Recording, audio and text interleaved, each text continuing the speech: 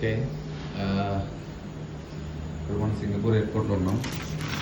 Singapore airport అనేది airport కంటే ముందు మెయిన్ ఏం చెప్పొచ్చు అంటే ఇది ఒక ఫారెస్ట్ లాగా చెప్పొచ్చు. ఇది బటర్ఫ్లై గార్డెన్. సో ఎక్కడి నుంచి స్టార్ట్ అవుతుంది, హంగరీ ప్లాంట్స్ అంట. ఇవన్నీ ఏంటంటే ఇవన్నీ రియల్ ప్లాంట్స్, మామూలుగా ఏదో ప్లాస్టిక్ అతికించినట్టు కాదు. ఇదంతా రియల్ ప్లాంట్. చూసానంటే ఇదంతా ఎయిర్పోర్టే.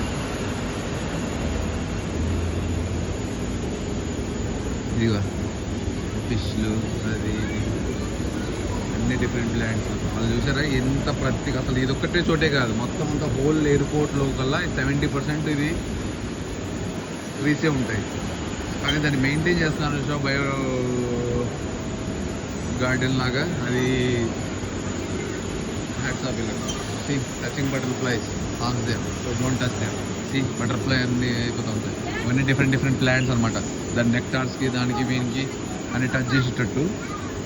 సో ఇదంతా రియల్ రాయి, స్టోన్. ఇది హార్డ్ స్టోనే. నేను అది ఎక్స్ప్లోర్ చేస్తున్నాడు. సిపిసిడియం కార్నివరస్ ప్లాంట్స్, రియల్ బటర్ఫ్లై. ఇక్కడ పైనాపిల్ పెట్టారు, అక్కడ చూస్తే అది చూసారా బటర్ఫ్లైస్ అన్ని తింటా ఉన్నాయి.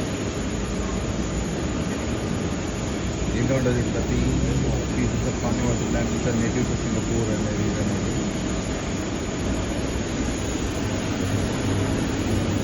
వావ్, ఎక్కడో తిరగాల్సిన అవసరం లేదు. జస్ట్ వచ్చేసి ఒక 4-5 hours 10 hours లేవర్ ఉంటే జస్ట్ వచ్చేసి ఇక్కడ ఇది చూడండి.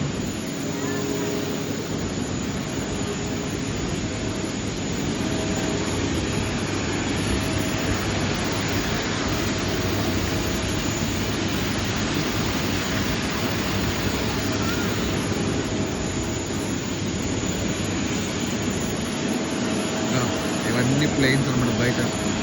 ఇలా ఉంటే ఎవరికి ఎయిర్పోర్ట్లో ఒక 10 hours కాదు 20 hours లేవ్ అవుతున్నా కూడా టైం పాస్ అవుతుంది.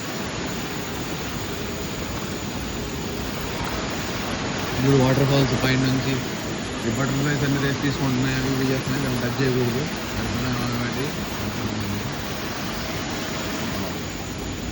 తీయండి మీరు ఎక్కడ చూసినప్పుడు ప్లాస్టిక్ ప్లాంట్ అనేది ఉండదు. ఎవ్రీథింగ్ అనేది ఖచ్చితంగా మట్టి, రియల్ ప్లాంట్సే. ఏది చూసినా ఇవన్నీ లీవ్స్ మన ఇంట్లో పెట్టుకుంటాం చూసావా, అట్లాంటిది.